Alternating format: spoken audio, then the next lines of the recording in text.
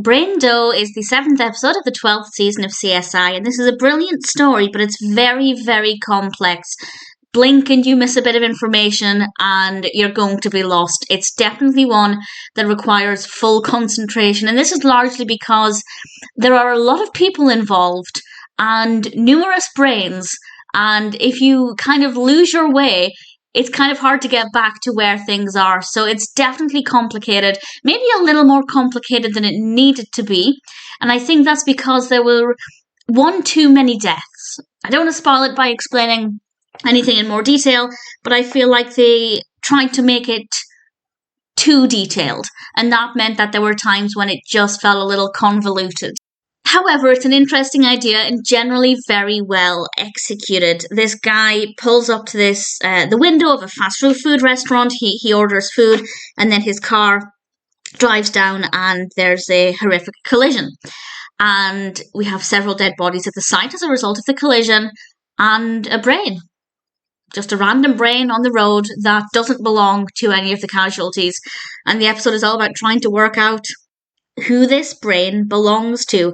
And I would have liked a few more close-ups of the brain. Usually, I have watched 7 episodes of CSI, but what I've realised is that so far we've had a lot of really great close-ups and a lot of details of autopsies and rather gruesome crime scenes, but we didn't really get that many close-ups of the brain, which was a bit of a shame because I thought that would have been really fascinating. So that seemed like a bit of an oversight. Maybe they did and they had to remove some of that for time because, well, as I said, it's a very complicated story with a lot of twists and turns, a lot of suspects, a lot of characters, a lot of victims, and a lot of uncertainty. And I do think it's more complicated than it needs to be.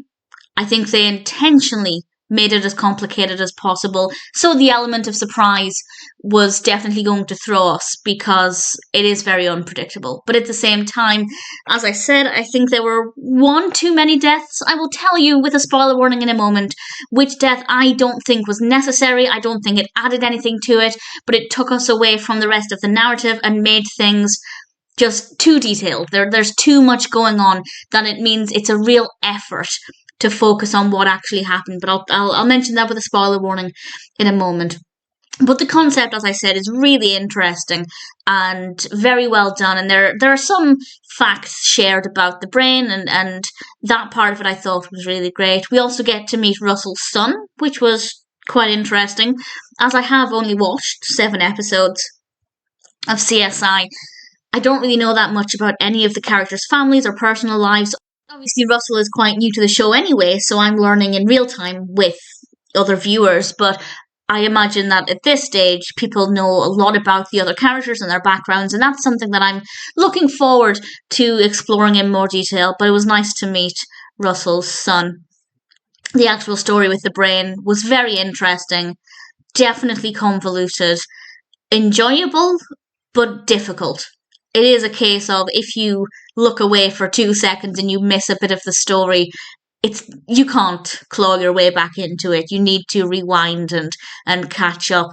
So it's definitely one that's worth watching, but only if you're in the mood to pay full attention, because it's not the easiest to follow. But it's worth it, and I did enjoy it. Would have liked some more close-ups of the brain. I think that would have been really awesome, but other than that, it was still quite educational and generally very interesting. So I will, with a spoiler warning now, tell you what I thought was just unnecessary. And I feel like at this point, once this happened, I realised that they were just layering everything onto it to make it as confusing as possible. And this, for me, as I said, huge spoilers, it's the death of Dr. Eller. And from that point, I just thought, you're throwing too much at it. Sometimes less is more. There was already a lot going on, but by throwing more into it, it seems almost unbelievable and unrealistic. And at that point, I didn't lose faith in it. I was still enjoying it, but at that point I thought, this is written by somebody who's just wanting the body count to be as high as possible without actually adding anything to the value of the story. So it's not the best written. They tried too hard, and in doing that, some of the other aspects were overshadowed. But as I said, it's still interesting. It's still a good story. There is room for improvement by taking away elements that don't add anything and that just unnecessarily complicate things. But other than that, Brain Dull is a fascinating concept, a great title, and still one that I enjoyed, if not as much as some of the other episodes.